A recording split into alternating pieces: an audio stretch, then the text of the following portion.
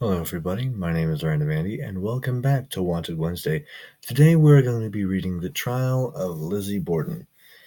Now, those of you who don't know, Lizzie Borden was convicted of the murders of her father and her stepmother back in 1893. That's about the extent of my knowledge. So, without further ado, let's get into the tale of Lizzie Borden. On August 4th, 1892, 92 2nd Street in Fall River, Massachusetts, Bridget Sullivan, the maid in the Borden family, the Borden family residence, rested in her bed after having washed the outside windows. She heard the bell at City Hall ring and looked at her clock. It was 11 o'clock. A cry from Lizzie Borden, the younger of two Borden daughters, broke the silence. Quote, "Maggie, come down quick, father's dead. Somebody came in and killed him." A half hour or so later, after the body, quote, hacked almost beyond recognition, of Andrew Borden had been recovered and downstairs searched by police for evidence of an intruder. A neighbor who had come to confront Lizzie,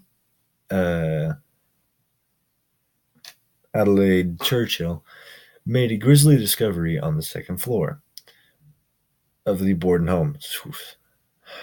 The body of Abby Borden, Lizzie's stepmother. The body of Abby Borden, Lizzie's stepmother.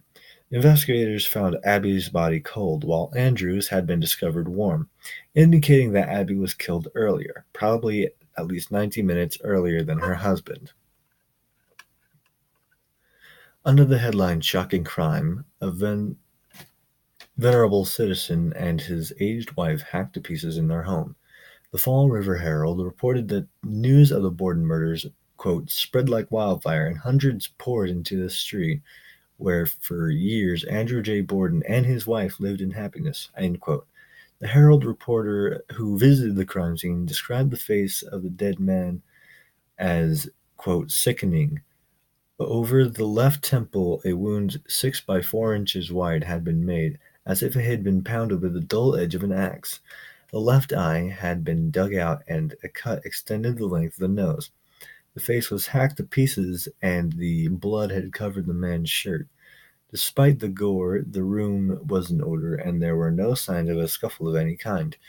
Initial speculation as to the identity of the murderer, the Fall River Herald reported, centered on a, quote, Portuguese laborer, end quote, who had visited the Borden home earlier in the morning and had, quote, asked for wages due him, only to be told by Andrew that he had no money and to call later. The story added that medicinal evidence suggested that Abby Borden was killed by a tall man who struck the woman from behind. 2 days after the murder, papers began reporting evidence that 33-year-old Lizzie Borden might have had something to do with the parents' murders. Most significantly, L. Benck, a clerk at S.R. Smith's drugstore in Fall River, told police that Lizzie visited the store the day before the murder and attempted to purchase prussic acid. I don't know if that's the correct pronunciation. Where was I? Oh, yeah, a deadly poison. A story in the Boston Daily Globe reported rumors that Lizzie and her stepmother never got along together peacefully, and that for a considerable time back they have not spoken. But noted also that that family members insisted relations between the two women were quite normal. The Boston Herald, meanwhile, viewed Lizzie as above suspicion. Quote, "From the consensus of opinion, it can be said, in Lizzie Borden's life there is not one unmaidenly or a single deliberately unkind act." End quote. Police came to the conclusion that the murders must have been committed by someone within the Borden home, but were puzzled by the lack of blood anywhere except on the bodies of the victims and their inability to uncover any obvious murder weapon. Increasingly, suspicion turned toward Lizzie, since her older sister Emma was out of the home at the time of the murders.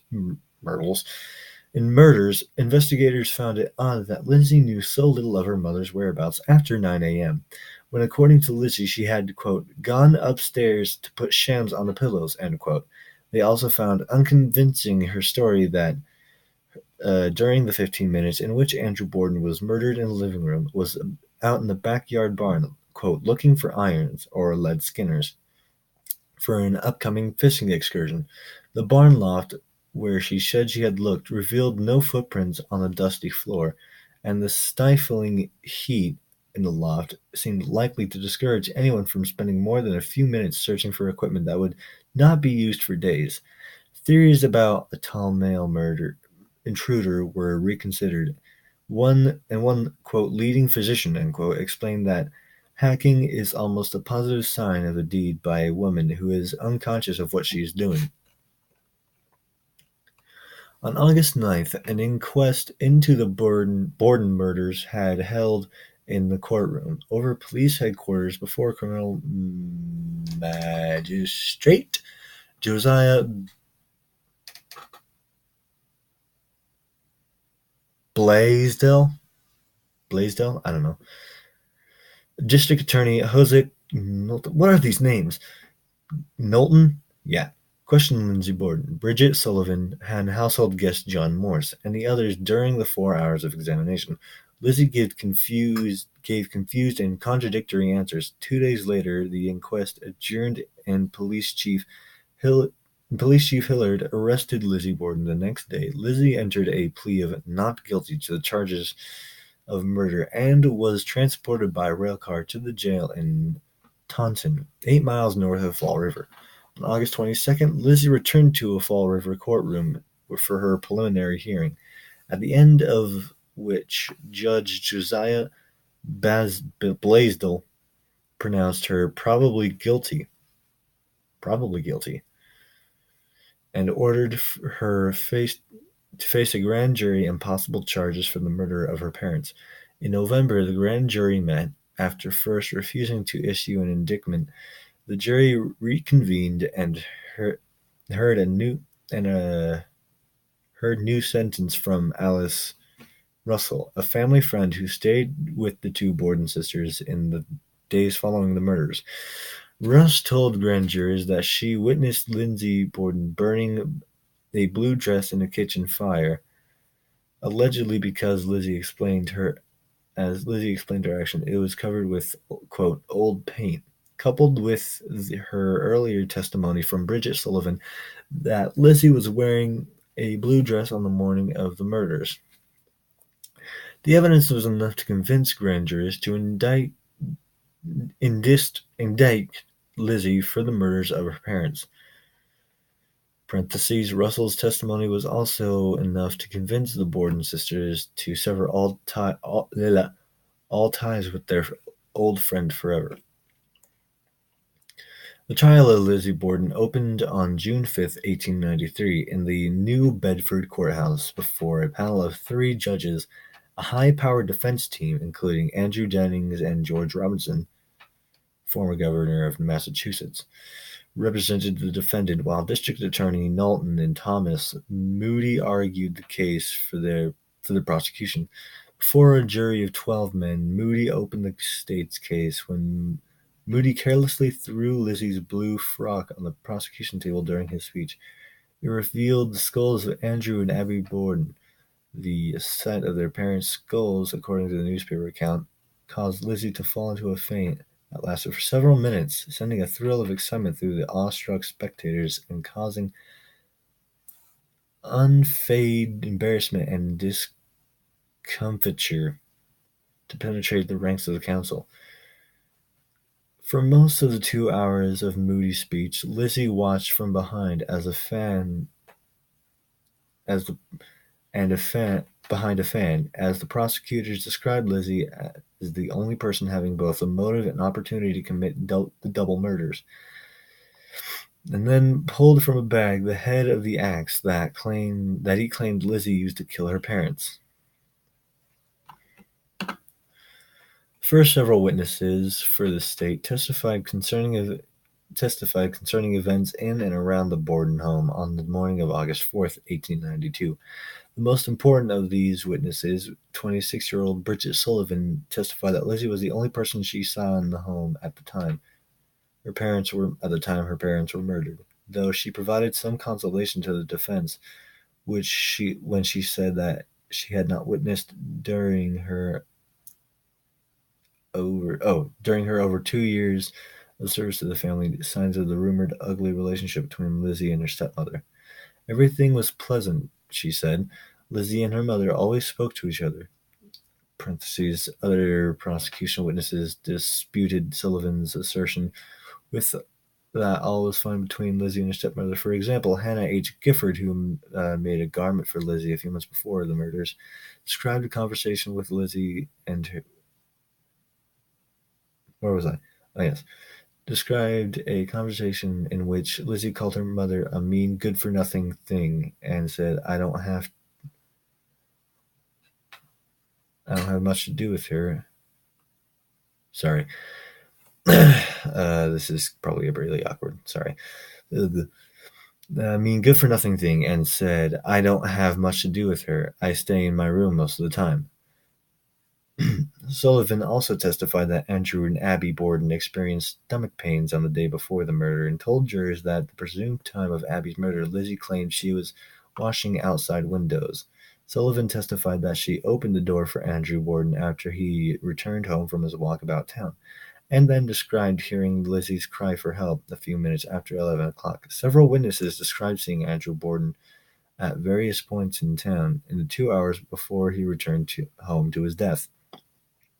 Household guest John Morris, age 60, described having breakfast in the Borden home on the morning of the murders and then leaving the house to perform chores.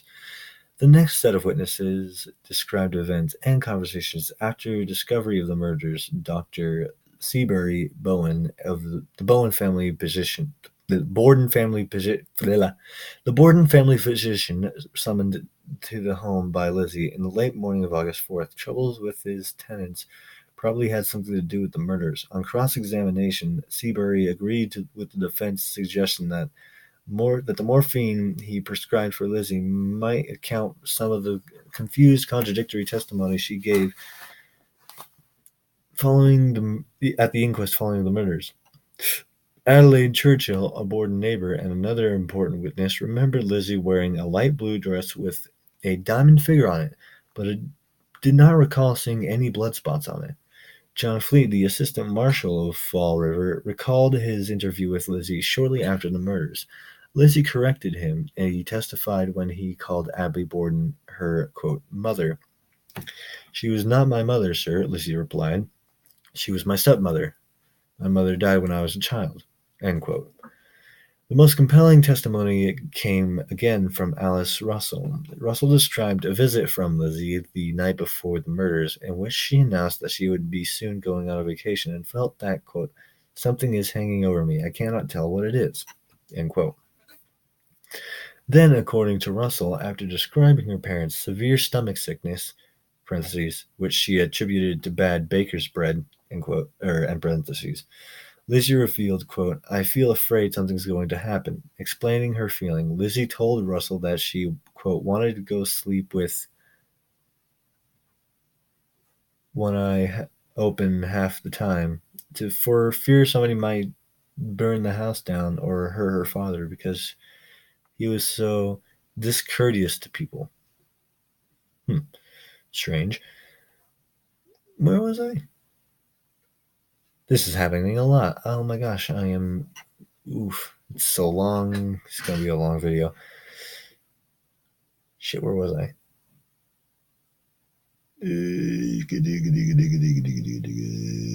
Oh, yeah. Turning his questioning to the Sunday after the murders, District Attorney Moody asked Russell about the dress burning incident. Russell re-encountered that when she asked Lizzie what she was doing with the blue dress. She replied, I'm going to burn this old thing up. It is covered with paint. On cross-examination, defense attorney George Robinson attempted through his questions to suggest that a guilty person seeking to destroy incriminating evidence would be unlikely to do it in so open a fashion, as Lizzie allegedly did. Russell also recounted a conversation with Lizzie about a note, which, according to Lizzie's account, she received from a messenger on the morning of the murders, summoning her to visit a sicker friend. Parentheses, Lizzie used the note to explain why she thought her mother had left the home, but therefore didn't think to look for her body after discovering her father's. Despite a thorough search of the Borden home, the alleged note was never found. In parentheses. Russell said she sarcastically suggested to Lizzie that her mother might have burned the note. Lizzie, according to Russell, replied, quote, yes, she must have, end quote. How far are we into this? 15 minutes long? Ugh. A newspaper account of the prosecution case linked to, quote, a pigeon shooting match in which District Attorney Moody kept flinging up the birds and defying his antagonist to hit them, while ex-governor or defense attorney Robinson consistently fired and often, but by no means always, wounded or brought them down. Robinson's performance impressed reporters, with one writing that the ex-governor is certainly without equal in New York City as a cross-examiner. Robinson seemed to be ready to, quote, turn more or less to his own account, end quote. Nearly every government witness, according to one trial reporter. Oh boy, this is really long. I think I might just skip the rest of this and just go straight to the aftermath of the trial, because, yeah. All right, here's the aftermath. Papers generally placed the jury's verdict. Oh, shit. Maybe not. Well, I think I'm going to do a two-parter here. I have no clue where I left off. But hey, I'll just watch this back, and who knows. If you liked it, leave a like. If not, leave a dislike. Also, this series depends entirely on you, so if you want me to do something for the next Wanted Wednesday, well, after part 2 of this, I don't know, leave it in the comments. So yeah, I hope you all have a wonderful day / evening, and I'll see you all later.